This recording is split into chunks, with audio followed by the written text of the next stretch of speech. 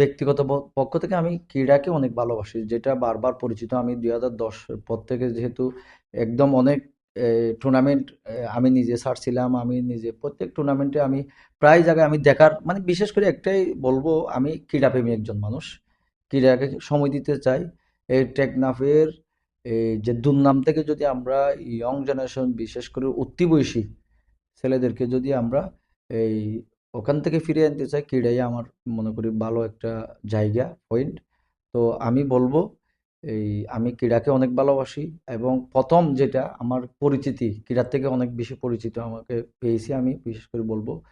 তো এই মাঠটাকে আসলে দুই একজন ছেলে, আমাদের যেহেতু ছোট মাঠ, গ্রামের মাঠ, তো এই মাঠটাকে কয়েকজন ছেলে ভালো খেলতেছে, যে বিশেষ করে টেকনাফে এই যে ইফতি জাহাঙ্গীর ফুটবলার, এবং আরেকজন খেলোয়াড় জাহাঙ্গীর, আরো অনেক খেলোয়াড়, যেহেতু অনেক নাম বলে, যে সাবেক বর্তমান মিলে অনেক খেলোয়াড় আছে। যদি আমরা যদি বিশেষ করে এই ছোট ছোট ঘরোয়া পরিবেশ থেকে যে এরকম টুর্নামেন্ট আয়োজন হয়, আমি মনে করি আরো ক্রীড়া, যে কয়েকজন এখন ন্যাশনাল টিমে খেলতেছে, এটা আমাদের গর্ব, এটা টেকনাফের গর্ব। যে ধরেন এখন আমরা ঢাকা গেলাম, অন্যান্য উত্তরবঙ্গে কোনো একটা জায়গায় গেলাম, টেকনাফ পরিচিতি দিতে, আমাদের চট্টগ্রাম পরিচিতি, বিশেষ করে না হয় কক্সবাজার পর্যন্ত পরিচিতি, কিন্তু টেকনাফের পরিচিতিটা কেমন জানি গায়ে বাধা বাধা লাগে, যেহেতু আমাদের টেকনাফটা অনেক গর্বের একটা দিক, অনেক গর্বের টেকনাফ।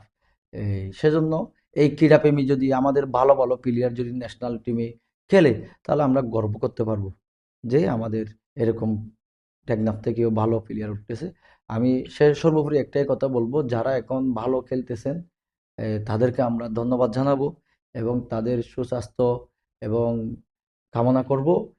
পাশাপাশি তাদের যে আমরা যারা লোকাল টেকনাফে আছি, তারা যেহেতু ক্রীড়াকে একটু প্রাধান্য দিয়ে, বিশেষ করে রাজনীতিবিদ, সুশীল সমাজ যারা আছেন, ব্যবসায়ী, তারা একটু ক্রীড়াকে সময় দিয়ে যদি পারেন, যদি আমাদের টেকনাফে ক্রীড়া প্রেমী একটু বাড়ে, খেলোয়াড় বাড়ে, তাহলে বেশ সর্বোপরি আমাদের টেকনাফের জন্য একটা সুনাম বই আনবে।